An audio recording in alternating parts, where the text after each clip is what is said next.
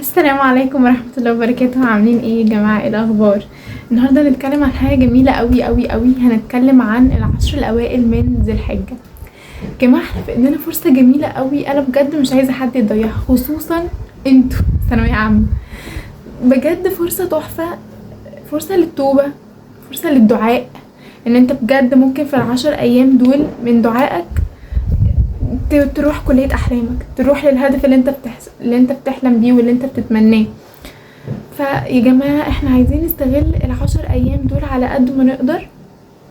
هقولك على شوية حاجات كده نعملها سوا، انا كمان هعملها معاكم طبعا. اول حاجة عايزين نلتزم بيها طبعا من بعد الصلاة بتاعتنا الفروض، ده حاجة اساسية. بس من بعد الصلاة عايزين كمان نلتزم نزود صلوات بقى. قيام الليل قيام الليل قيام الليل قيام الليل والضحى. اوكي، دي اول حاجه عايزين احنا نزودها. انا عارفه انتوا عندكوش وقت، انا عايزه بس قبل الفجر بساعه، قبل ما الظهر يأذن بساعه. اوكي، صلوا قيام ليل يا جماعه، صلوا قيام ليل وادعوا. بجد انتوا هتحسوا بتوفيق، بجد هتحسوا بتوفيق في الفتره دي بطريقه انتوا مش متخيلينها.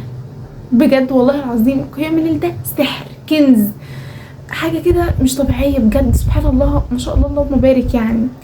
فعايزين ننضبط على قيام الليل، وعايزين نعمل ورد لينا بقى. يعني احنا اول حاجه عايزين ننضبط على قيام الليل زي ما قلنا، وصلاه الضحى، تمام، والنوافل. كتروا نوافل يا جماعه، كتروا نوافل، هي دي والله اللي هتلحقنا يعني.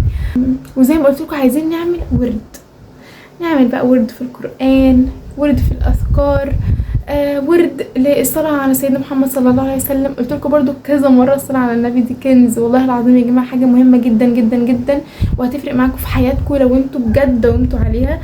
يعني عايزين نعمل ورد بقى للحاجات دي، ان احنا مثلا نصلي على سيدنا محمد عليه افضل الصلاه والسلام 200 مره، نسبح 200 مره، نحمد ربنا 200 مره، نقول بقى الادعيه اللي احنا عايزينها. كمان عايزين نعمل ورقه للادعيه، ان احنا نحاول نقراها كل يوم، كل الادعيه نفسك فيها دنيا واخره، اكتبها واقراها كل يوم. بجد يا جماعه والله العظيم الحاجات دي بعيد عن الاثر اللي ربنا هيخليك تشوفه، الاثر من جواك انت هدوء وسكينة وراحة وطمأنينة. يا جماعة بجد حاولوا تستغلوا الأيام دي خصوصا في الوقت ده، وادعوا كدسوا دعائكم والله العظيم، ويكونوا على يقين تام ان انتوا بتدعوا بيه ربنا قادر انه يحققه وهيحققه لكم. والله العظيم يا جماعة انا عند حسن عبدي بيه، عند حسن ظن عبدي بيه. فاحنا نحسن ظننا بالله وخلاص، نسيب كل حاجة لربنا. احنا نسعى ونتعب ونجتهد وندعي، والباقي على ربنا يا جماعة. حاولوا ان انتوا تستغلوا الايام دي كويس جدا، تقربوا من ربنا، وتستغلوا وقتكم فيها صح برضو، يعني يكون ما بين الطاعة وما بين المذاكرة. وان شاء الله ربنا يوفقكم يا رب، ويعمل لكم كل الخير اللي انتوا تتمنوه في حياتكم، وان شاء الله كلكم تدخلوا الكليات اللي انتوا نفسكم فيها. متنسوش تصلوا على النبي بقى صلى الله عليه وسلم. باي باي.